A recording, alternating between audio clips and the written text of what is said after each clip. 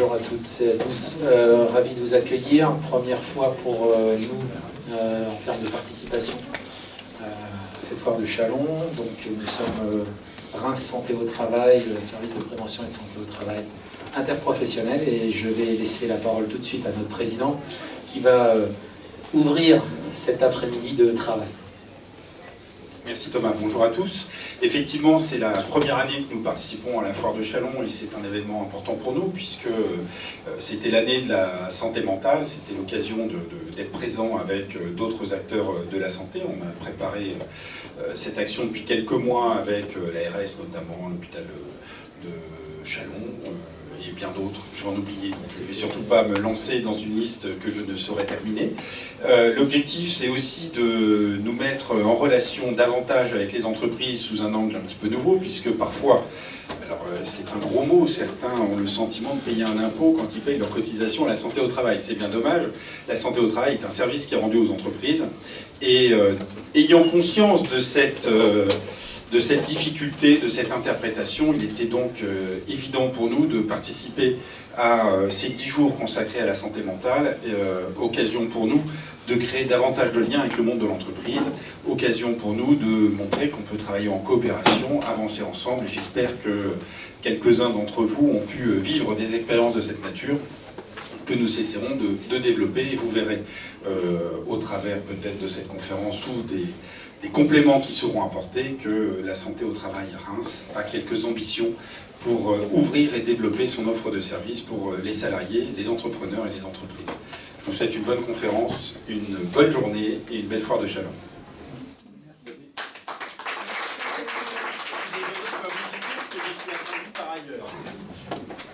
Et donc il est 14h30, je pense que nous pouvons débuter. Oui, on va y aller tout doux pour laisser à tout le monde le temps d'arriver dans cet espace un peu caché. Mais voilà, on va faire notre petite présentation. C'est parti. Donc Dr Violette Cheval, médecin du travail et médecin coordinatrice chez Reims Santé au Travail. Je suis ravie d'être présente parmi vous pour vous présenter la santé mentale au travail comme levier de performance durable. Sujet important puisque première cause nationale de 2025. Et j'ai le plaisir d'être accompagnée par le docteur Clément Duret, que je laisse le soin de se présenter.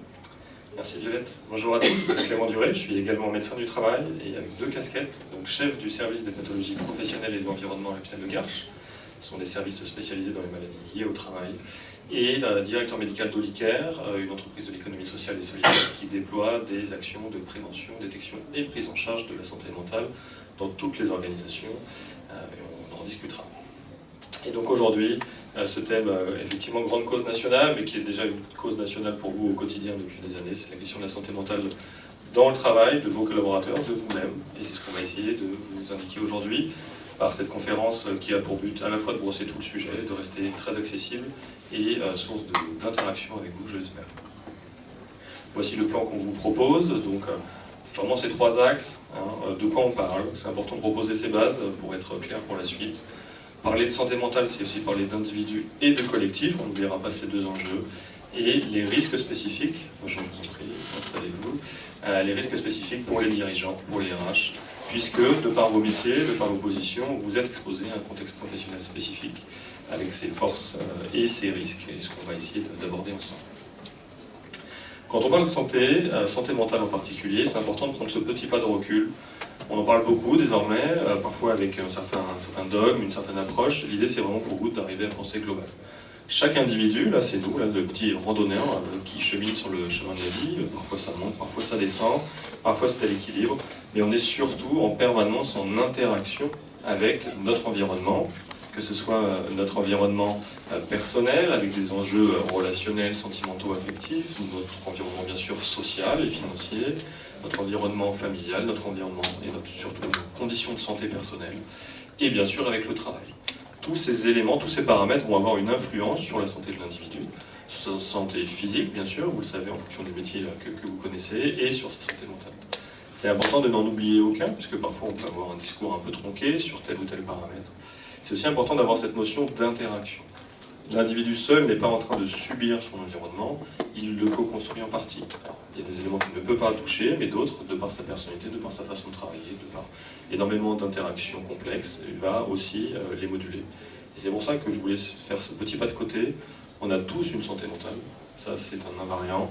On est tous concernés par ces enjeux aussi d'exposition environnementale, comme on le dit, d'exposition psychosociale, qui vont avoir une influence sur notre santé, avec des conséquences soit de maintien dans notre santé, donc tout va bien je dirais, amélioration de la santé c'est encore mieux, c'est un facteur de stabilité et de bonne santé quand les choses vont bien, ou de décompensation, voire de dégradation de la santé en fonction de ces éléments. Et pour faire simple comme image, mais qui marche très bien, c'est la question de la batterie. En fonction de toutes ces interactions et de la batterie elle-même, c'est-à-dire de la personne, vous allez avoir une échelle comme ça qui peut se représenter, comme sur votre voiture, qui dit où vous en êtes. Est-ce qu'on est proche de la panne, ou est-ce qu'on a encore de la marge devant nous, et voir est-ce qu'on est épanoui. C'est tout cet enjeu qu'on voulait vous transmettre avec bien sûr ce versant de travail, puisque c'est l'objet d'aujourd'hui. Autre petit point, c'est important, on est tous concernés, et c'est compliqué. Pourquoi c'est compliqué? Parce que la santé mentale, c'est un continuum, comme on dit, entre une pleine santé et des pathologies caractérisées. Entre les deux, il y a tous les états intermédiaires. Comme sur un nuancier dans un magasin de bricolage, ou peut-être là sur d'autres stands que vous avez pu voir, il va y avoir toutes les dégradés de couleurs possibles, entre je vais très très bien jusqu'à je vais très mal. Cette notion de continuum, c'est ce qui fait la complexité. On ne peut pas dire je suis soit en bonne santé mentale, soit en mauvaise santé mentale. On va voir par contre derrière des maladies bien caractérisées et jusqu'ici bien prises en charge dans notre système de soins. On va avoir ces questions d'épisodes dépressifs qui constituent quand même 12 à 15% de la population adulte, notamment dans la population active. On dit qu'on a un risque sur 5 au cours d'une vie de faire un épisode dépressif, donc ça concerne tout le monde, vous voyez, potentiellement tout le monde. Les troubles anxieux, qui sont quand même un grand cortège avec de nombreux troubles. On va avoir de la phobie spécifique, par exemple la peur de l'altitude ou la peur des chiens, jusqu'à des troubles anxieux plus généralisés sur une crainte quotidienne, je vous en prie, sur les états de stress post-traumatique et autres. Donc encore une fois, 12 à 20% de la population concernée. Et là je parle vraiment de la population adulte, hein, donc on est vraiment dans une population du travail. L'état de stress post-traumatique, je vous l'ai décrit. Dans les professions qui sont les vôtres, vous pouvez parfois avoir des salariés concernés, notamment après des accidents graves par exemple, qui les concernent ou qui concernent le public utilisateur. C'est important, ça va entraîner des grosses difficultés. Puis après on a tous les cortèges des maladies psychiatriques, un peu moins en lien avec le travail, mais toujours possible. L'âge de début des troubles en santé mentale, c'est souvent 25-35 ans. Vous voyez qu'on est en plein dans l'entrée dans la vie active pour certains, ou dans l'emploi.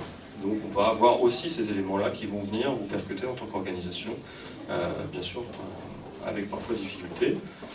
C'était les maladies bien définies, et je vous dirais, à la limite, c'est presque la partie facile de tout ça, puisqu'ensuite on va aller à la partie plus difficile, c'est les questions des syndromes et des choses moins spécifiques. On va avoir cette fameuse souffrance au travail, qui est beaucoup débattue, et c'est une bonne chose, ça permet de se questionner sur qu'est-ce qui peut faire souffrir au travail, qu'est-ce qui peut altérer notre santé mentale dont on parlait. Et on va avoir aussi parfois des difficultés à la prendre en charge en fonction de ses constituants. Et un autre syndrome qui aujourd'hui n'est pas encore passé dans la catégorie des maladies très définies pour un manque de consensus international, mais on va y arriver, c'est la question de l'épuisement professionnel, et je vais vous refaire une petite diapo spécifique. Donc, vous voyez, dans tout ce cortège, on va avoir quand même un risque potentiel pour chaque individu. Quand je dis risque, c'est qu'on a tous une santé mentale, comme je vous l'ai dit. Pour autant, on va avoir des possibilités d'interagir et d'intervenir précocement, de prévenir même l'interaction. La question de l'épuisement professionnel. Vous qui êtes du monde du travail, est-ce que, à votre avis, ça existe? Est-ce que c'est un dogme? Est-ce que c'est une mode? Est-ce qu'on en parle trop, pas assez? Qu'est-ce que vous en pensez? On est filmé, mais vous inquiétez pas, il n'y a pas de mauvaise réponse. Il n'y a pas de mauvaise réponse. L'idée d'ailleurs de ce film, c'est de pouvoir le représenter à d'autres adhérents et dans d'autres communications de santé travail, mais voilà, il n'y a pas de risque à cette réponse, parce qu'aujourd'hui, tout le monde a son opinion assez large. Est-ce que quelqu'un ose prendre cette première question? Est-ce que dans vos organisations, ça vous semble possible? Est-ce que vous l'avez déjà rencontré dans votre vie? Pas facile, hein, je vous prends un petit peu juste après le repas, je vous en prie. Je dirais pas assez, parce qu'aujourd'hui on est face à des secteurs de travail, surtout ici dans le Grand Est très historique, avec une culture du travail importante, qui ne colle pas forcément avec les besoins de bien-être au travail des plus jeunes générations, mais plus globalement aussi des adultes de nous, parce qu'on voit que la vie personnelle c'est important, et qu'il faut prendre soin de la santé mentale. Et c'est des choses qui sont aujourd'hui difficiles à faire bouger dans certaines organisations historiques. Ouais. Donc on va avoir vraiment cette interaction, effectivement, vous le disiez, entre culture de travail en mode de travail et des individus en face. Individus tous différents. Et ça met aussi la complexité de la question de la santé mentale, notamment au travail. C'est de se dire on va avoir des généralités vraies, c'est-à-dire si vous mettez quelqu'un en surcharge massive de travail, que ce soit physique ou juste des tâches qu'il a à faire, avec peu de temps de repos, il va casser d'une manière ou d'une autre, psychologiquement et physiquement, surtout sur les métiers industriels ou agricoles. Donc ça marchera pour tous. Par contre, après, dans la finesse, ça va être plus complexe, parce que d'une personne à l'autre, effectivement, l'interaction avec le travail change, et c'est ce qui va être important de vous prévenir aujourd'hui, et c'est ce que je voulais faire avec cette petite diapo suivante. C'est que l'épuisement professionnel, oui, ça existe, ça c'est certain, il y a des aspects spécifiques. C'est un continuum, c'est finalement un tandem entre des conditions de travail et une personnalité. C'est là que ça devient complexe. C'est-à-dire que c'est la maladie de la personne engagée. Une personne non engagée ne fera jamais un épuisement professionnel. Par contre, tu pourras connaître autre chose. Il pourra connaître peut-être une dépression, peut-être en lien avec un management, mais il ne va pas connaître l'épuisement professionnel tel que je voulais caractériser là, qui est vraiment la maladie du battant ou la maladie du cheval de trait, que j'utilise souvent en image en consultation. C'est-à-dire la personne puissante, mais engagée, qui a peut-être des œillères pour plein de raisons qu'on n'élaborera pas ici, et qui avance, qui trace son sillon, qui trace. Mais le cheval de trait, comme tout animal, comme tout humain, a une limite, et au bout d'un moment, il casse. Et on va revenir dessus. Pourquoi on en parle? C'est vraiment important, parce que c'est l'une des thématiques qu'on peut prévenir. On peut prévenir dans la conception du travail. Dans certaines circonstances, on peut peut-être éviter justement ces notions d'environnement professionnel que je vais décrire, qui seraient pathogènes, mais aussi dans le repérage précoce des signes, puisque c'est quelque chose qui va apparaître progressivement. Avec cette notion d'irritabilité, ça c'est un bon signe. Alors je dis souvent, mais je vous le répète, c'est important, nouvelle irritabilité. Si c'est quelqu'un qui est tout le temps irritable depuis des années, par un burn-out, il est comme il est. Il va falloir faire avec. Mais une nouvelle irritabilité, une fatigue intense associée à des troubles du sommeil, donc vous voyez un petit peu le duo là, malsain qui se forme, c'est je dors mal, je récupère mal, et pour autant je suis épuisé, j'essaye de travailler, je suis encore plus fatigué et je dors encore plus mal. Et donc on voit bien, comme la logique de la voiture électrique, si vous la branchez de moins en moins et que vous en servez de plus en plus, à un moment elle n'avancera plus. On a des ruminations, des difficultés à couper avec le travail, et on finit par avoir des manifestations comportementales, notamment la réduction des activités de la vie personnelle, du repli social, y compris dans ces équipes, et c'est le point particulier important, la non-reconnaissance initiale des signes, c'est-à-dire je n'arrive pas à me rendre compte soit de la gravité des signes, soit même de leur présence. Et donc je continue le système tel quel pour aller face à l'étape suivante qui va être la progression avec un trouble de la concentration, réduction de l'investissement, atteinte de l'estime, puis après on arrive aux phases finales avant l'arrêt de travail qui sera souvent prolongé avec un sentiment de dépassement, une désillusion et là c'est la cassure. L'idée dans tout ça c'est bien cette progression. Qui dit progression dit intervention possible à tout moment. Et l'intervention possible, ça va bien sûr être celle qui va éviter la dégradation. Et plus elle est précoce, plus elle est courte. Donc tout le monde est gagnant, l'individu lui-même dans sa souffrance, mais le collectif aussi derrière. Et on peut même éviter l'arrêt si on le fait au bon moment. Et je vous l'ai dit, c'est vraiment la notion de cette fracture de fatigue, ça c'est important. Le burn-out, c'est pas la maladie du fragile. Il y a d'autres maladies qui vont expliquer peut-être une certaine fragilité. Le burn-out, c'est la maladie du battant, c'est la maladie du sur-engagement, c'est la maladie du dépassement. Comme dans le monde du sport, dans le monde de pas mal d'endroits, on dit la limite c'est le ciel, tout est question de volonté, en fait la volonté domine le corps jusqu'à sa limite, après ça casse. Et quand on parle de tout ça, bien sûr, ça fait le reflet de l'entreprise dans ces conditions, dans cette interaction entre l'individu et son environnement professionnel. Et c'est pour ça que c'est important d'avoir aussi toutes ces notions, de ces conséquences de la santé mentale individuelle, avec l'impact individuel, on l'a dit, donc baisse de performance, tout simplement. Imaginez, quand vous êtes très fatigué, vous avez tous connu un jour dans votre vie un moment de fatigue un peu prolongé, on a tous baissé nos capacités derrière. Ou alors vos œillères vous ont fait croire que non, mais en réalité vous étiez moins concentré, vous avez moins retenu ce que vous faisiez, et peut-être vous avez fait des erreurs sans les voir. C'est normal, on est un système biologique, on a une limite. Ça va réduire donc la productivité, l'engagement, ça va avoir des effets sur l'absentéisme, dont on parle énormément et à juste titre, pour toutes ces conséquences sur les entreprises, sur les collectifs. Il y a un gros risque d'effet domino sur l'épuisement professionnel, comme je vous l'ai dit, comme c'est la notion du surengagement et en tout cas du surtravail, en termes de charge de travail notamment. En général, c'est des gens qui font beaucoup, qui font souvent plus que leur poste, qui font parfois peut-être 2 postes, dans les faits. Une fois qu'ils cassent, passe en arrêt, ça veut dire qu'il faut répartir toutes ces charges sur les autres, parce qu'en général le travail ne disparaît pas par cette occasion. Il ne se suspend pas à l'absence de la personne, et donc on a un risque de mettre en tension encore tout le collectif. Et ceux qui étaient peut-être à la limite, ils vont peut-être basculer de l'autre côté. Et donc là, on a des vrais effets dominos qu'on a constatés dans beaucoup d'organisations, dans le milieu du soin, mais aussi dans les entreprises privées de toutes les tailles, puisqu'on va avoir ce report de la charge et des conséquences. On a aussi d'autres dimensions qui pourront être un peu explorées tout à l'heure.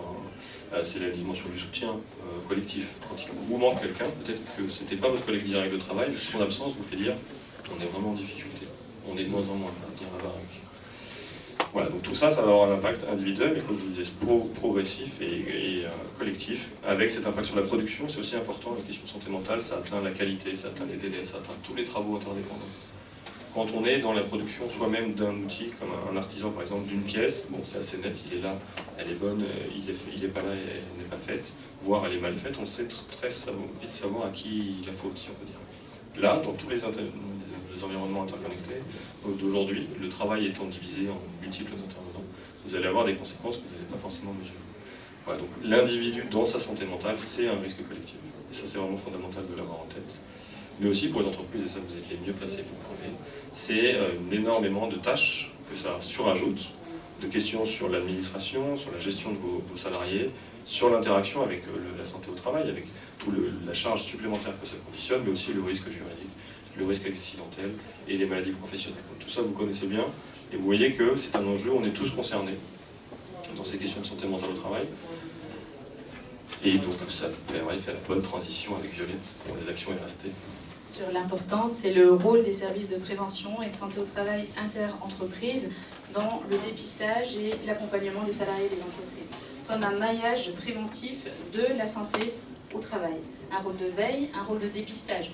En fait, c'est par le prisme professionnel qu'on peut mettre en lumière toutes ces problématiques, ces signaux faibles, ces signaux forts de changement de comportement, d'irritabilité, comme on l'a vu tout à l'heure, mais aussi de capacité à absorber tous les irritants du travail. La possibilité de se dire, est-ce que je suis en capacité de poursuivre à mon poste de travail ou non? Et c'est en ça que le rôle du médecin du travail est assez unique en France, c'est ce lien entre la santé, les conditions de travail, l'altération de la santé qui peut être transitoire, mais aussi les expositions professionnelles et les capacités d'adaptation. Accompagner les salariés, c'est bien. Accompagner les entreprises et dialoguer, c'est aussi dans notre rôle. Et donc, pour agir là-dessus, on parle souvent de santé mentale comme une espèce de magma compliqué, on n'y comprend rien, on ne peut rien faire, c'est la société qui est comme ça et puis on s'arrête là. C'est souvent, bien sûr, réagir émotionnellement face à ce qui nous paraît intriguant, compliqué. Derrière, il y a pourtant beaucoup de choses qui ont été mises en place sur les dizaines d'années précédentes pour évaluer ces questions d'environnement psychosocial et dépasser les enjeux plus politiques, dogmatiques, et pour aller au fonctionnel réellement sur l'individu. Et c'est pour ça qu'il y a un rapport que vous connaissez peut-être pour tous ceux qui sont formés au RH sur la question quels sont les risques psychosociaux, qu'est-ce qu'il y a derrière, et quand on dépasse les questions politiques, comment on va sur des paramètres précis qui nous permettent de moduler un risque effectivement sur un poste. Le rapport Golac fait référence, il a bientôt 15 ans, et pour autant il reste une référence nationale et internationale sur son approche justement globale. Je vous ai mis ici quelques signes, ce sera redétaillé tout à l'heure dans l'exposé suivant, mais l'idée pour vous c'est vraiment de vous dire il y a une possibilité d'analyse, point par point, paramètre par paramètre, sur l'exposition psychosociale dans les différents métiers que vous recouvrez. Le premier, ça va être fondamental notamment pour les questions d'épuisement, c'est la question de l'intensité de travail, c'est-à-dire comme un sportif, quelle est finalement la charge intense physique ou psychologique, ou les deux, que je dois mettre dans mon travail. Et donc c'est souvent détaillé par la charge de travail, sa perception, le temps de travail, l'exigence de travail, les responsabilités, les interruptions, la pression des enjeux. Tout ça, ça va déjà différencier beaucoup les postes entre eux. Ensuite, on a un niveau de lecture sur la question émotionnelle, avec le contrôle émotionnel nécessaire dans la réalisation de sa tâche. Qu'est-ce que ça veut dire ça? C'est que si vous êtes par exemple face à des clients, vous ne pouvez pas tout leur dire ou répondre exactement comme vous avez envie, malgré peut-être le manque de respect du client en face, malgré ses remarques, malgré la situation, on va devoir gérer un peu son émotion.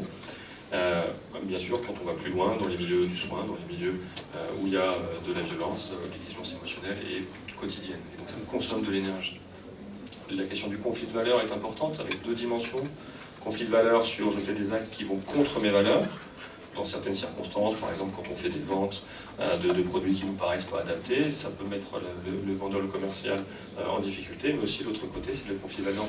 C'est une autre dimension qui est la qualité dite empêchée, c'est-à-dire j'ai l'impression de ne pas pouvoir réaliser la tâche que je voudrais dans le temps imparti, qui fait que je me sens un peu diminué dans cette tâche-là. et ça m'entraîne ce conflit éthique. On a des questions de relations sociales, c'est fondamental, on en parle beaucoup, et c'est à raison, puisque dans un collectif de travail, c'est les relations à l'autre qui font qu'on a envie d'y aller ou pas. Vous avez tous déjà connu des collègues de travail avec qui on n'arrive pas à collaborer. C'est compliqué tous les matins de se dire je vais encore le croiser, et qu'est-ce qu'il va encore me dire? Et peut-être même si on commence à parler de harcèlement et autres, ça devient compliqué d'y aller. Inversement, quand on a des collègues plutôt sympathiques, avec lesquels on se sent bien, voire des gens avec qui on se sent très bien, c'est plus facile d'y aller, c'est plus facile d'être productif, d'être positif, et la spirale est positive. L'autonomie de travail, ça vous sera détaillé tout à l'heure aussi, donc c'est la question un peu de la latitude que j'ai sur mon travail et comment je peux aussi m'y intégrer et y mettre ma patte. Et la question d'insécurité du travail, là on est plutôt sur des dimensions socio-économiques. Est-ce que je suis dans des emplois précaires? Est-ce qu'il y a un risque de perdre le travail à la fin du mois? Est-ce que mon entreprise est en danger? Tout ça, au quotidien, finalement, ça fait peser une pression, une sorte d'épée de Damoclès, qui fait qu'on consomme de l'énergie rien qu'avec ces éléments-là. Cette notion de consommation d'énergie, c'est vraiment ça que je vous invite à retenir. On est comme dans une voiture, un système biologique, mais comme une voiture, qui va être alimenté ou creusé par des éléments que je vais vous détailler. Et on a d'autres paramètres qu'il ne faut pas oublier derrière, les questions de la reconnaissance. J'insiste souvent là-dessus, la reconnaissance, on a tendance à parler tout de suite de reconnaissance financière, mais il n'y a pas que. Il y a aussi énormément, et en premier plan souvent d'ailleurs, une fois que les gens sont dans l'emploi, la question de la reconnaissance verbale. C'est est-ce que mon patron me dit que j'ai fait du bon travail? Et que si on n'a pas atteint les objectifs, au moins je me suis donné à fond pour y arriver. Malheureusement, on n'a pas réussi pour des questions peut-être de marché extérieur, mais en tout cas, on s'est donné à fond. Et cette reconnaissance verbale ne coûte rien. Par contre, elle rapporte beaucoup en termes d'engagement. La question de la justice, bien sûr, justice interpersonnelle dans l'organisation, justice organisationnelle, est-ce que chacun fait à peu près ce qui est prévu ou est-ce qu'un tel fait plus que l'autre? Et la question du sens, dont on parle de plus en plus, un phénomène un peu sociétal, qui va être importante. Alors peut-être qu'on en parle un peu trop dans les questions de l'enjeu de travail, parce que le sens est important, mais il n'y a pas que ça, vous avez vu toute la liste qui va être indispensable, mais l'absence de sens, elle est très très négative. Si les personnes se disent que je fais, ça sert à rien, si j'étais pas là, ce serait pareil, elle ne va pas tenir très très longtemps. Ou en tout cas, elle va adopter des postures défensives qui font que le travail va se dégrader aussi par l'occasion. Vous voyez, tous ces paramètres, il y en a d'autres, permettent de commencer à faire un peu une analyse globale, un peu moins émotionnelle et politique que certains accents, qui permettent d'avoir derrière des cibles d'action pour faire de la prévention. Et tout le modèle repose sur cette notion balance, équilibre, contrainte, ressources. On a tous un équilibre dynamique, ça vous sera détaillé tout à l'heure, entre des ressources, des choses qui viennent nous remplir notre réservoir, pour faire simple, et des contraintes qui les consomment. Et toute la journée, dans notre vie pro et perso, il y a cette balance qui est faite. On a un seul réservoir pour la vie pro et perso, il n'y a pas de barrière imperméable entre les deux. On ne peut pas être à 100% en pro et 0 en perso et inversement. Malheureusement, c'est le même. Par contre, la balance totale peut être un peu plus positive au perso, un peu plus positive au pro. L'idée, c'est l'équilibre général. C'est pour ça que ces fameuses questions équilibre vie personnelle, vie professionnelle est autant en question aujourd'hui, parce que certains vont chercher de leurs ressources dans la vie perso, s'investissent un peu moins dans le travail, moralement, psychologiquement, et ont besoin de cet équilibre qu'il va falloir organiser en fonction des circonstances. Voilà, donc c'était important d'avoir tout ce petit paramétrage. Pourquoi? Parce que derrière, on peut commencer à agir. Si on commence à mesurer aussi, à comprendre. Ça me permet de transmettre la main à Violette. Et justement, les services de prévention et santé au travail sont souvent identifiés pour leur rôle pour le suivi individuel des salariés, très peu pour le côté collectif. Alors oui, le suivi individuel est primordial, comme on l'a vu tout à l'heure pour le dépistage, pour mettre en lumière les signaux faibles, les signaux forts, mais aussi créer un lien de confiance avec les salariés. Le risque, c'est de laisser dans l'ombre les problématiques collectives.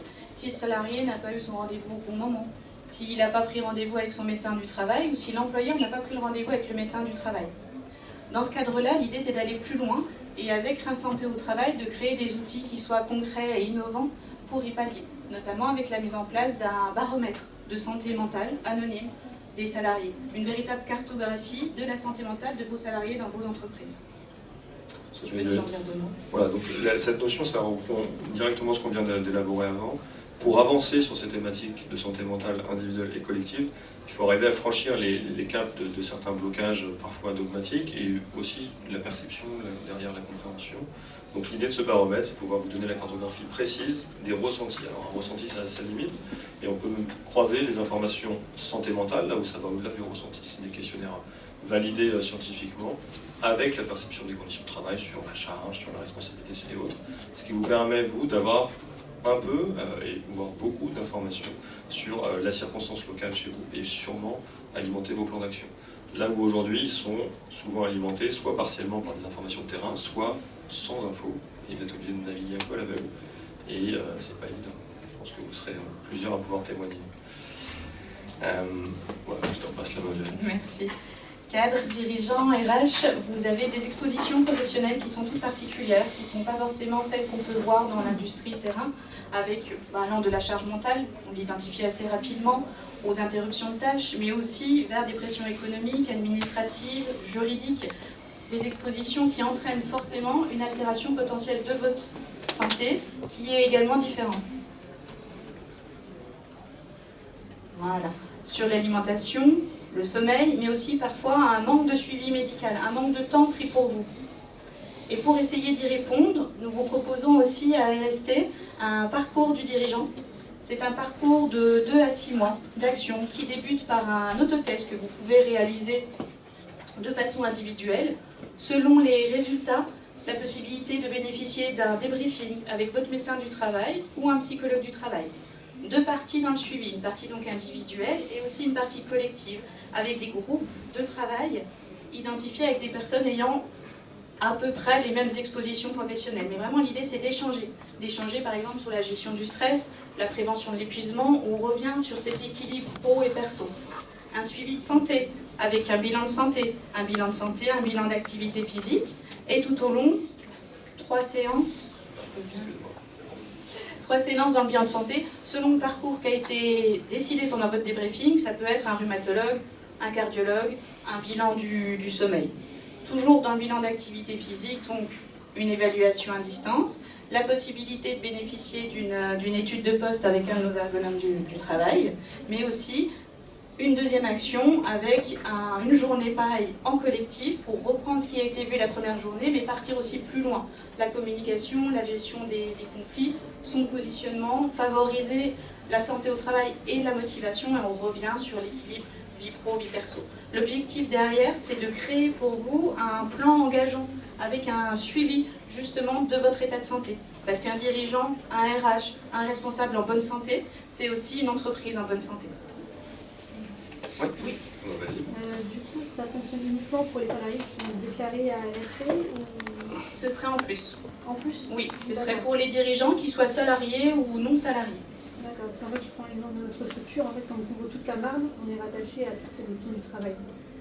Donc, la majorité, c'est plutôt... Ce serait une inscription complémentaire, effectivement, oui. Tout à fait. Tout à fait. C'est de se dire, on prend très bien en charge la santé des salariés, mais souvent on oublie les dirigeants, et comme on l'a vu dans les expositions professionnelles, les dirigeants s'oublient aussi. Donc c'est d'être promoteur de ça, aller venir chercher, aller plus loin en fait.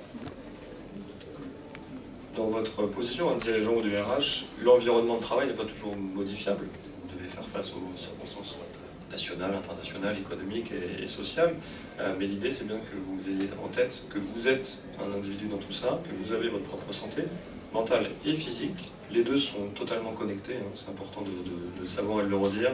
On a des liens très clairs entre les risques psychosociaux et les troubles musculo-squelettiques. Donc si en plus vous êtes amené à vous-même interagir physiquement sur une exploitation par exemple, vous avez un risque majoré. Donc l'idée derrière ces parcours et derrière cette réflexion pour vous, c'est de dire que vous avez et vous devez penser à vous aussi comme un atout de l'entreprise. Si vous êtes en bonne santé, vous piloterez mieux votre entreprise et inversement. Alors parfois ça fait un tandem un peu difficile, hein, c'est-à-dire que l'entreprise de par ses conditions peut vous coûter un peu de santé. De l'autre côté, c'est aussi pour ça qu'on a pensé à ces parcours, c'est pour vous soutenir dans ces moments-là et vous aider à retrouver le cercle vertueux. Est-ce que vous auriez des indicateurs qui nous montrent un petit peu l'évolution de la santé mentale, physique globale ces 10 dernières années, 20 dernières années? On a l'impression que ça explose maintenant. Oui. Alors, parce qu'on ne mesurait pas avant ou parce qu'il se passe quelque chose aujourd'hui? Les deux, je vais vous répondre tout de suite. C'est une très bonne question. Juste après, il y aura un exposé avec quelques chiffres. Ce qu'on voit, ce qu'on mesure, c'est qu'il y a de plus en plus de maladies professionnelles reconnues au titre des maladies psychiques. Ça, c'est aussi et surtout dû à un changement administratif et avec une ouverture de l'information là-dessus. Mais en tout cas, c'est là. Le nombre de consultations en matière de santé mentale au travail explose. Ça, par contre, on ne sait pas l'expliquer juste par des questions administratives ou de dépistage. L'information joue, c'est clair, mais on a souvent une interaction qui va être, comme souvent dans les circonstances complexes, il y a plusieurs causes derrière. Il y a l'évolution du travail lui-même, L'évolution sociétale aussi, hein. On est dans une société qui est beaucoup moins confiante en l'avenir que précédemment, des gens qui sont exposés, maintenant on parle d'éco-anxiété, on parle des conséquences post-Covid, la santé mentale globale se dégrade, ça c'est assez factuel, ça dépasse les clivages de mesures, on a quand même des indicateurs de santé mentale qui étaient mesurés depuis des dizaines d'années qui se dégradent sur des échelles de dépression, de risque suicidaire, d'anxiété, d'addiction. Donc il se passe quelque chose dans la dégradation. L'idée est de pouvoir trouver chacun comment on peut gérer à notre niveau. Mais on a une dégradation globale. Par contre, on ne peut pas dire que c'est à cause du travail que ça se dégrade. On peut dire qu'il va y avoir des causes multiples. Alors je vous l'ai écrit tout à l'heure, mais je ne vous l'ai pas dit. Hein. Le travail tel qu'on l'analyse avec ces façons, c'est pas un dogme qui dit on va trouver le risque, on va trouver le problème. C'est qu'on va aussi trouver les ressources. Comme je vous l'ai dit, tous les éléments professionnels peuvent aussi être des ressources. Et le travail, par nature, sauve la santé. On sait que les personnes qui sont sans emploi, les personnes qui sont en chômage longue durée ou en désinsertion ont une moins bonne santé que ceux qui travaillent. Donc le travail, il ne faut pas passer dans des dogmes qui diraient le travail c'est souffrance, ainsi de suite. Ça ne marche pas. L'idée c'est par contre de se dire comment on trouve l'équilibre entre les contraintes et les ressources. Et donc il ne faut pas chercher dans la dégradation nationale des indicateurs de santé mentale la cause du travail, mais c'est plutôt voir comment le travail, comme d'autres faits, peut interagir avec la santé des individus. Il faut aller là vraiment à la cartographie, vraiment à la granularité individuelle. On ne peut pas avoir de discours généraux, puisque les conditions de travail sur le plan physique sont plutôt par l'amélioration, par exemple. Mais sur le plan psychologique, les choses changent. Ce qu'on voit, ce qui pourrait peut-être être décrit plus tard, c'est qu'il y a moins de solidarité entre les salariés, il y a moins de confiance dans l'avenir, il y a plus de sentiment de repli et d'individualité, ce qui fait que pour ceux qui ont confiance dans l'avenir, ben ça va, ils tirent leur épingle du jeu. Pour les autres, on va plutôt vers la descente. Et pour essayer d'y répondre aussi, avec Reims Santé Travail, nous créons un partenariat justement sur des questionnaires, des auto-questionnaires qui sont ouverts à tous nos salariés pour dépister les signes précoces et aussi les ressources disponibles. C'est vraiment cette vision double. Est-ce que vous ne croyez pas que vous allez susciter un petit peu l'envie à certaines personnes de dire « Ah, je ne me sens pas très bien, ah, j'ai des problèmes aujourd'hui, c'est la tendance ». Ils savent nous trouver si besoin. Alors, l'enjeu, les gens qui voudraient tirer la corde, ils savent le faire sur nous. Donc ça, il n'y a pas de souci, ça va aller sur Internet et trouver des choses. Les questions qu'on pose sont issues de questionnaires validés où on parle vraiment de santé mentale. Donc simuler, c'est possible, un auto-questionnaire est toujours simulable. Pour autant, c'est des questions lourdes, de sens, et derrière, vous verrez en fait à l'usage, nous, là, donc, chez Olica, on est aujourd'hui à peu près à 14 000 tests réalisés par des gens différents dans tout milieu de travail, du public, du privé, de petites ou grosses entreprises. Et derrière, on n'a eu aucun employeur qui nous a appelé pour dire « c'est la catastrophe, votre test, il a déclenché une bérédina chez nous ». Les gens qui voudraient chercher des attributions à cause du travail, ils le font déjà sans nous. Nous, ce qu'on va évaluer derrière, c'est par contre un score de santé mentale où on dit à la personne individuellement « voici où vous en êtes selon vos réponses ». Et surtout, on responsabilise l'individu dans tout ça. C'est-à-dire que toute notre conception, c'est de se dire c'est l'individu qui pilote sa barque. Dans un environnement qu'il n'a pas choisi nécessairement. En tout cas, c'est lui qui pilote sa barque. Donc on ne responsabilise pas sous le sens c'est votre faute, mais on responsabilise dans le sens vous allez être porteur principal de la correction, de l'amélioration de votre santé. Par contre, quand on trouve avec eux des questions d'organisation, des questions de relations, des questions de harcèlement, et ainsi de suite, on vient les aider à aller voir le bon interlocuteur, le médecin du travail, le RH, le chargé de prévention sur tel ou tel thème, pour aller solutionner ces situations. Donc on a vraiment pour mission, vous avez raison, c'est le risque, mais on a vraiment pour mission de ne pas être politique, pas être dogmatique, mais être dans l'approche scientifique qui permet de résoudre la majorité des situations. Et d'aller chercher ceux qui ne viennent pas nous chercher et qui ne se rendent pas compte. Comme on l'a dit tout à l'heure, il y a toute cette population qui est très investie dans le travail et qui ne voit pas forcément les signes, qui n'écoute pas forcément son entourage, parce que souvent c'est dit, mais c'est pas écouté jusqu'au moment où on va craquer, s'effondrer, se dire là je ne tiens plus du tout. L'objectif c'est vraiment de mettre des marqueurs dessus. Voici, vous êtes en difficulté, vous avez encore des capacités, mais là il y a des choses à mettre en place. Et nous ça nous permet de travailler aussi avec le médecin du travail sur ces leviers. L'objectif, c'est l'intervention précoce. Vous avez compris, c'est d'aller vers, ou de donner un outil de dépistage au quotidien. Les visites en santé-travail s'étalant dans le temps, de par les changements réglementaires, on a aujourd'hui finalement une visite de prévention tous les 3, 4, 5 ans, en fonction des postes, parfois un peu plus. Mais donc l'idée, c'est de donner un outil où la personne, quand elle se sent, elle est moins bien. Que ce soit pour des causes professionnelles ou personnelles, se testent et obtiennent aussi de la prévention, des conseils et de l'orientation. On a tout cet enjeu-là pour éviter justement les dégradations. Et c'est pour ça qu'on a pensé cette approche comme double. La question pour vous, pour votre entreprise, c'est quels sont les outils qui peuvent vous être mis à disposition par votre service de santé avec ce fameux baromètre anonyme qui vous donne la cartographie. C'est toujours plus facile d'avancer avec une carte que d'avancer dans le brouillard tout seul. La question de la santé des dirigeants, dont vous en parlez, les changements dans le monde du travail, changements sociétaux, les questions économiques, l'incertitude actuelle, tout ça, vous la prenez comme nous tous de plein fouet et on n'a pas de prise dessus. Par contre, où on a une prise, c'est sur l'environnement, je dirais, le climat de notre entreprise, de notre périmètre. C'est là que vous pouvez intervenir.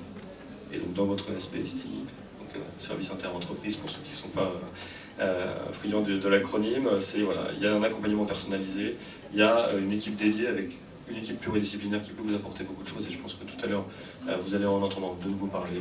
Et c'est vraiment cette structuration, ce nouveau monde de la santé-travail qui vient apporter des services pour faire face aux enjeux d'aujourd'hui. Et selon vos besoins. Voilà. C'est pas à vous de vous adapter à ce que nous on propose, mais c'est aussi faire remonter quels sont vos besoins, quels sont les besoins des salariés, et nous de pouvoir y répondre de façon adaptée. Voilà, donc on a terminé notre exposé, on ne voulait pas trop lourd en post-prandial, pour pas que vous endormiez dans la salle. Mais est-ce que vous avez des remarques, des questions, peut-être des objections sur ces questions en pratique, santé mentale des collaborateurs et des dirigeants, comment on fait? Est-ce que certains ont peut-être des retours d'expérience positifs? Merci. Oui, juste un témoignage rapide. Dans ma carrière précédente de dirigeant d'activité de groupe, j'ai assisté à, je crois, 4 ou 5, vrais burn-out, avec arrêt de travail, incapacité de travailler pendant quelques mois, enfin vraiment des gens qui sont vraiment tombés. Alors qui étaient effectivement des chevaux de trait, ce que vous disiez docteur, qui étaient effectivement surengagés, qui parfois cumulaient 2-3 jobs, et aussi parfois parce qu'il y avait des carences qui faisaient que du coup ils devaient récupérer le job des autres, c'est exactement ce que vous évoquiez. Mais en tout cas pour ceux que je connais, il y a eu systématiquement un déclencheur externe. Systématiquement. De la cassure, vous voulez dire? Oui, oui, systématiquement. C'est-à-dire qu'en fait il y avait une surcharge, mais à chaque fois il y a eu un facteur extérieur à l'entreprise, à titre privé, qui a été le déclencheur, systématiquement. C'est le tonneau que vous évoquiez. Oui, l'idée c'est qu'on a une seule santé psychique, un seul réservoir. Donc on peut être sous tension importante et donc juste naviguer autour de la réserve. Juste autour de la réserve, si on passe à la pompe juste assez, on tient encore 50 km, 100 km, on y repasse tous les 50. Quand on est sous une situation de tension extrême, c'est là. Et après, il suffit d'un événement personnel qui va déstabiliser peut-être les ressources, c'est-à-dire un conflit familial, la maladie d'un enfant, la disparition d'un proche. Et en fait, on n'a plus la réserve pour faire face à cet événement. On était à l'os, comme on dit, comme ça. Et comme on était à l'os, au moment où il se passe autre chose en plus, eh ben on s'effondre. On n'a pas la capacité de faire face. Donc nous, on ne cherche pas à mettre une attribution causale, dans ces cas-là, pour dire c'est la faute d'un tel ou c'est la faute d'un tel. On cherche à trouver ce qui a dysfonctionné, qu'est-ce qui a fait qu'on était peut-être à l'os à ce moment-là, comment on fait pour augmenter les ressources, diminuer les contraintes, et après, surtout, à ce moment-là, nous, on répare. C'est notre spécialité à l'hôpital de Garches, parce que si c'est pas réparé comme il faut, spontanément, ça ne guérit pas. C'est comme une fracture déplacée, pour ceux qui sont un peu peut-être dans le monde agricole. Si on ne remet pas la fracture en place, elle ne guérira pas. Donc l'idée, c'est d'arriver à le faire comme il faut pour que la personne reprenne son parcours de carrière positif, comme précédemment. Comme c'est la maladie du cheval de trait, jusqu'ici, les gens, en fait, n'avaient pas connu d'échec professionnel.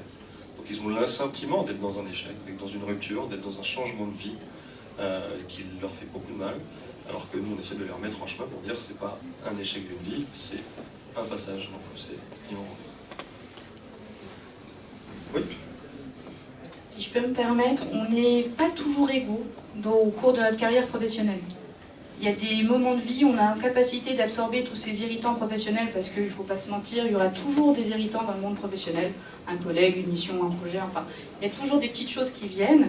Par contre, au cours de notre vie, parfois on est en capacité de les absorber et parfois on ne l'est plus. Et on peut difficilement enlever d'autres déterminants que celui du travail. Voilà. Ouais, c'est la logique de une seule santé, comme on dit aujourd'hui. On a une seule santé, physique, psychique et environnementale, on en parle de plus en plus désormais. Donc tout ça étant interconnecté, on ne peut pas exclure un sujet ou l'autre. Par contre, c'est important d'avoir l'information sur les données et de prévenir là où c'est prévisible. Est-ce que quelqu'un d'autre a peut-être des remarques pratiques, des questions sur notre premier exposé Santé mentale et travail, sur les enjeux de RST qui vous mettent à disposition des outils, sur votre rapport à la santé-travail peut-être? Est-ce que certains ont des remarques? Non. Est-ce que vous avez... Voilà. Vous êtes tous satisfaits. Vous êtes tous contents et dans vos entreprises et dans vos services, aucun souci. Tout le monde va bien et c'est le bonheur qui rayonne. C'est parfait. Nous, on ne peut pas souhaiter mieux, c'est notre mission, préventive et de détection. Oui. Bonjour, une petite remarque au niveau de la périodicité, effectivement, au niveau de la médecine du travail. J'ai vécu aussi en tant que salarié, notamment. Donc effectivement, entre 2 et 4 ans, selon on va dire, le type d'activité, le type de profession, etc. Mais surtout, ce que je retiens sur les 3-4 dernières fois, donc on va dire sur 10-15 ans, on ne voit plus de médecins. Donc, on voit plus de médecins quand tout va bien. Voilà. Alors, je fais pas de jugement de valeur, mais on voit une infirmière, enfin, voilà, on fait les yeux, la tension, le poids, la taille, etc. Enfin, je schématise un petit peu. Est-ce que spontanément, on a moins tendance à se confier devant une personne qui ne se présente pas forcément? Voilà. Et donc, la première fois, je ne sais pas si c'était un médecin ou pas. Voilà. C'est pas un jugement de valeur, c'est une remarque ouverte. L'important, donc déjà la démographie médicale qu'on sait qui se réduit. On voyait des gens tous les ans, des gens qui allaient bien, c'était un petit peu le coup de tampon, c'est bon, vous êtes apte, tout va bien. On recule, l'objectif étant que ce soit aussi aux salariés, aux employeurs, de reprendre la main sur leur suivi de santé au travail, de nous solliciter en cas de problème. Si vous nous sollicitez, vous verrez un médecin, puisqu'on a une problématique. Le rôle de l'infirmière en santé au travail, qui est une infirmière formée en santé au travail, c'est aussi de pouvoir vous dire, on est là. Voilà le message de prévention, voilà comment vous protéger les capacités, les expositions, les déterminants. Vous donnez ce bagage. Et en ça, elles sont très bonnes sur ce qui est le message de prévention et accompagnement. Je crois qu'on a plutôt une population qui est satisfaite. Et en cas de problème, vous allez être orienté, elle aussi. Elle est en capacité de dire, moi j'ai un problème, je vous oriente vers le médecin du travail pour un suivi complémentaire. Mais après, vous avez des entreprises qui sont... Là, on va parler d'entreprises, vous tombez sur 500, 600, 700, 800 salariés, vous avez cette infirmière qui est présente. Après, vous avez des petites entreprises, des petites boîtes qui sont avec un siège, on va dire, régional et répartis en petites agences où vous êtes 2-3 dans un bureau, elle est à Reims, or que l'agence régionale, elle est à Nancy, on va dire un peu comme ça. Et du coup, vous vous retrouvez à 3 dans un petit bureau où vous n'avez pas forcément ce suivi en fait qui est proposé au sein de l'entreprise. On tombe dans le système où après on a la visite tous les 3 ans, allez, on fait pipi dans notre eau, on va voir l'infirmière, je suis infirmière, donc je ne dis pas le boulot des infirmières, attention, mais voilà, on fait pipi dans le pot, on va faire notre infirmière, on fait l'attention, tout va bien, et on n'est peut-être pas à ce moment-là en capacité, le salarié n'est peut-être pas à ce moment-là en capacité, dans un endroit extérieur, dans un entretien extérieur, de pouvoir mettre en avant cette difficulté de santé mentale. Comme vous dites, c'est des choses très à la base, donc déjà ils n'en parlent pas. Donc de là en parler dans l'entretien qui est un petit peu rapide et un peu normal dans la vie du salarié, qui fait que du coup il manque ce petit... Je pense qu'il y a le rôle aussi tout à chacun d'informer que le salarié peut prendre rendez-vous avec son médecin du travail. Il peut faire la demande aussi de rendez-vous et vraiment il ne faut pas hésiter, on a un soutien, on a un accompagnement. Il y a toujours le secret médical, ce qui est dit dans le cadre de la visite restera dans le cadre de la visite et ne sera pas dit à l'employeur. Et ça, il faut être très clair là-dessus parce que ce n'est pas quelque chose qui a été forcément entendu par tous. Et souvent, on a des salariés, ah bon, je pourrais prendre rendez-vous? Oui, en fait, prenez rendez-vous. Quand vous êtes malade, vous allez voir votre médecin généraliste. Il y a un souci entre la santé, les conditions de travail, des difficultés. Prenez rendez-vous avec votre médecin de travail et je pense qu'il est temps que le message passe. Vous avez compris, hein, la question de la démographie, c'est aussi lié à des questions de changement structurel et légaux. La médecine du travail d'antan qui était annuelle, finalement les salariés avaient assez peu de liens avec leur médecin du travail, ils souvent étaient assez peu investis, on disait bon, c'est le médecin tampon, et une fin de tampon, c'est bon. L'idée aujourd'hui, face à la démographie, mais aussi au changement de mission, c'est de remédicaliser la partie médicale et d'agir en prévention sur le reste. Donc c'est pour ça qu'il y a ce changement-là, mais on a encore d'énormes efforts d'information, de communication à faire sur les droits, l'accès aux droits, c'est le nerf de la guerre dans tout ça, et la connaissance. Ce qu'on promeut, et c'est aussi pour ça qu'on a voulu porter chez Olicare ce baromètre, c'est de donner accès à un individu, à tout moment, un questionnaire de santé mentale, et derrière une orientation individualisée pour dire, par rapport à ce que vous nous transmettez, vite, allez voir votre médecin du travail, allez voir votre médecin généraliste, allez voir un professionnel de santé, parce qu'il faut agir maintenant, il ne faut pas attendre dans 1 an, dans 2 ans la visite. Comme je vous l'ai dit, plus on agit tôt, mieux c'est. Donc, on a cette logique de remettre le médecin au niveau médical, donc quand il y a un problème. Et toute l'équipe pluridisciplinaire, la logique de prévention, de mesure et d'accompagnement. Mais c'est un temps long, et il y a toute une d'information à apporter aussi, qui n'est pas encore diffusée à tous les salariés, loin de là. C'est pour ça qu'on est là ici aussi, pour recommuniquer, pour remettre au centre qu'on est là pour vous soutenir, pour vous accompagner. Oui. Aussi, sinon je répète la question si vous voulez. Ça me fait marcher. Merci. Tout à l'heure, vous avez évoqué la question du cercle vertueux ou du cercle vicieux entre santé psychique ou santé au travail et performance organisationnelle, performance de l'entreprise. Et cette complexité qui est effectivement que la santé psychique, elle est partagée entre notre vie personnelle et notre vie professionnelle, fait que très souvent, quand le dirigeant observe que, les managers observent que ça va bien, il n'y a pas de sujet. Par contre, et on ne réfléchit pas forcément à ce moment-là à pourquoi ça va bien.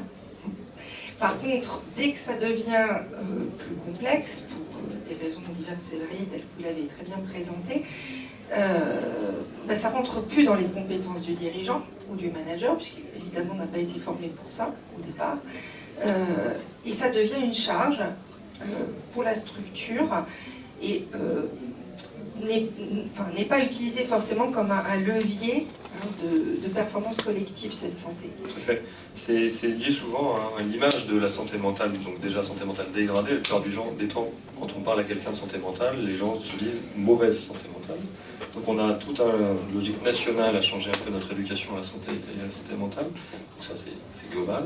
Et donc effectivement fixer la santé mentale sur les problèmes, donc ça met toute connotation négative, et derrière, qu'est-ce que je fais de ces problèmes? C'est compliqué, les gens réagissent mal, c'est émotionnel, c'est conflictuel, ça passe tout de suite aux élus, ça passe tout de suite au tribunal, et donc ça clive un peu le système. Donc l'idée, justement, c'est d'avoir de nouvelles approches qui viennent un peu désamorcer ces questions-là pour dire, voilà, c'est un sujet, comme n'importe lequel, et moi j'aime bien utiliser l'analogie de l'ETMS. Quand on analyse un poste de travail sur les questions musculo-squelettiques, il y a beaucoup moins de pression émotionnelle souvent. On dit, bon, ok, il met les bras comme ça, combien de temps, il fait ça, à quelle vitesse il fait telle tâche.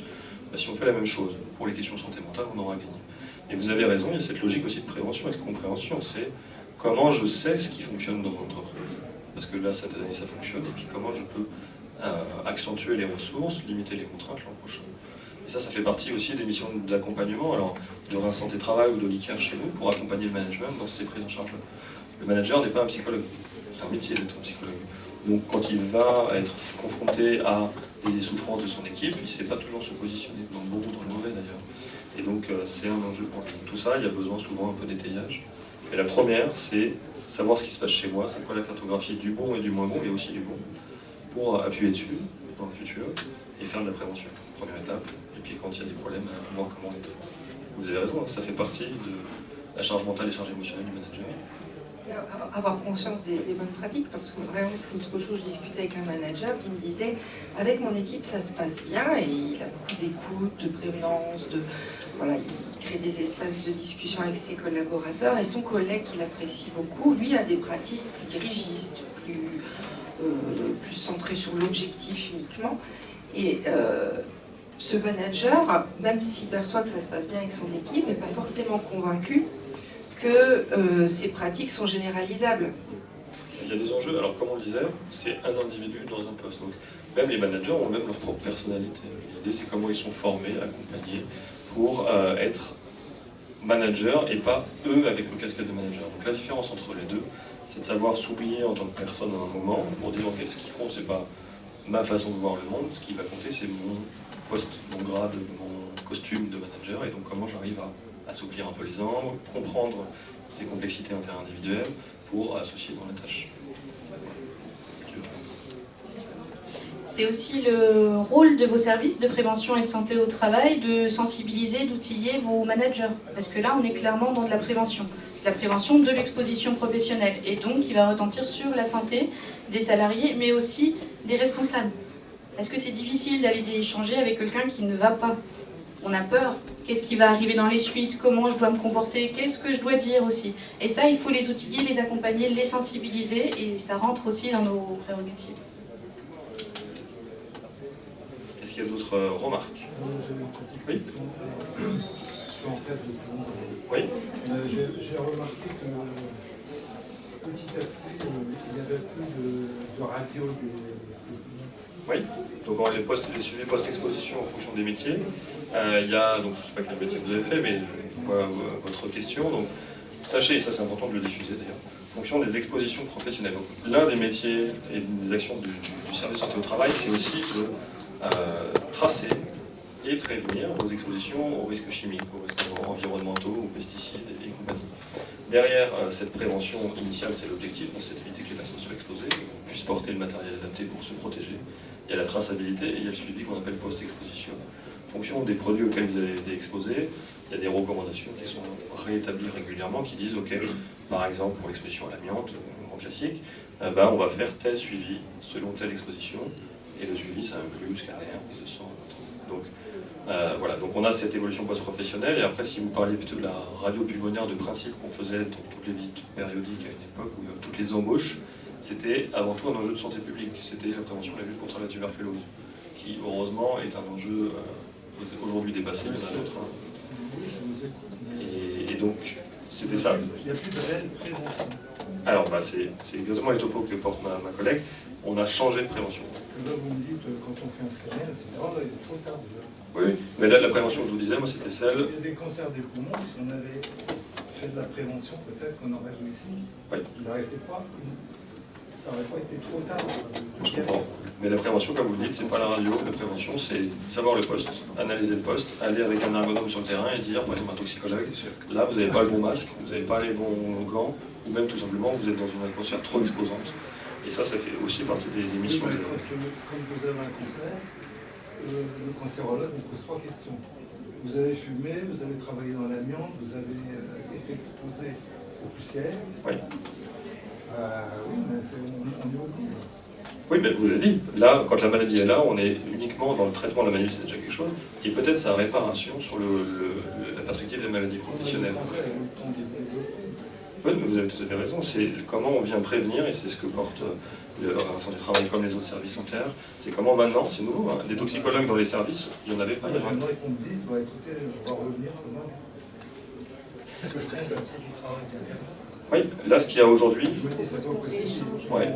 Je vous dis très honnêtement, pour travailler dans un service un peu spécialisé, la prévention toxicologique aujourd'hui est bien meilleure qu'il y a 20 ans, hein, très honnêtement, parce qu'à l'époque, on disait, pas de poumons altérés, vous sortez de l'environnement de travail, puis après vous avez... Parce que là, je trouve qu'on parle beaucoup de psychisme. Ouais. Et avant, un travailleur comme moi, la santé du travail, on ne pensait même pas. Vous avez bien raison. C'était presque il faut en parler, ça. C'est pour ça que, je vous le disais tout à l'heure, il y a un changement de paradigme au niveau organisationnel, au niveau légal, c'est qu'on est passé de la santé d'aptitude, 2 bras, 2 jambes, 2 yeux, vous pouvez aller au combat, vous pouvez aller dans la mine, aujourd'hui, on prévient, vous êtes exposé à des expositions complexes, vous avez un métier complexe, digital et autres. C'est ce que m'a dit mon médecin. Vous savez, la médecine du travail, il compte les yeux. À l'époque. Mais plus maintenant, mais c'est le docteur Cheval qui pourra porter. Non, mais je veux dire que c'est perçu comme ça. Oui, mais c'est ce qu'on essaie de changer. Même nous, les travailleurs, on disait, On essaie de changer. Donc, Violette, si tu veux peut-être présenter justement l'équipe pluridisciplinaire, ça après ? On va présenter juste après. Bah, tiens, bon. Et puis, on a une collation qui nous attend. Et est-ce que quelqu'un a une dernière remarque avant qu'on fasse cette petite pause sur ces enjeux de santé mentale au travail ? Oui. Comment organisez-vous la confidentialité des données dans le baromètre Licker ? C'est peut-être un frein de certaines participations qui Exactement. Donc, confidentialité dans le baromètre Licker. On a vraiment voulu avoir cette structure, comme on dit, tiers de confiance, c'est-à-dire sortir de l'environnement SI de l'entreprise pour aller faire ce baromètre. Donc les gens s'inscrivent sur notre plateforme, qui est une plateforme extérieure, ils s'inscrivent, ils donnent leurs données, ils font le test, ils ont un retour individuel, et nous, à aucun moment, on fait un retour individuel à l'entreprise, pour dire ni qui a participé, ni bien sûr quels sont ses résultats. Par contre, pour l'entreprise qui a envie d'avancer quand même, on va agréger de manière anonyme ces informations par service, par unité, en fonction de la taille de tout ça, et on va lui donner la cartographie. Donc la confidentialité est assurée par cette muraille entre Licker et l'entreprise, qui n'obtiendra in fine que, mais c'est déjà quelque chose, des informations anonymes et agrégées, comme on dit, c'est-à-dire par service ou par unité. Donc la personne, alors après on prend des engagements, on vient les porter, on vient les présenter, c'est toujours sur la base du volontariat. Il n'y a pas 100% des salariés qui participent. On a, nous, une participation qui fluctue dépend des endroits, en fonction de la communication qui a été passée, entre 30 et 70%. Il y a toujours des gens, et c'est normal, qui s'interrogent, qui se disent est-ce que j'ai envie de me tester sur la santé mentale? Est-ce que malgré les garanties qu'on donne, c'est vraiment sûr? Il y en a certains qui ne veulent pas trancher, d'autres qui sont un peu inquiets, qui se testeront plus tard. Et ça s'entend, et nous, notre jeu, c'est de communiquer, toujours rassurer, et assurer surtout de cette cybersécurité d'un côté, et de l'autre côté, ces flux qui ne passent jamais à titre individuel vers l'environnement de l'entreprise. Et dans le partenariat qui est le nôtre avec RST, l'idée, ça va être d'alimenter le dossier médical en santé-travail automatiquement, qui est couvert par le secret médical, comme vous le savez, parce qu'en tant que médecin du travail, je ne suis pas chez RST, tous les médecins du travail, c'est la même logique, c'est qu'on a une confidentialité absolue individuelle. Après, il y a des échanges possibles avec l'employeur, par plein de biais, et c'est toute la structure service qui existe, mais en tout cas, il y a des échanges, mais toujours dans le cadre de la confidentialité. Effectivement, ça va être, c'était là-dessus que je voulais peut-être vous accompagner vers la conclusion. Je suis désolé, mais il est temps de regarder l'heure. Effectivement, Reims Santé Travail a passé un partenariat avec Olicare pour donner à disposition de l'ensemble des salariés de nos adhérents accès à cette plateforme.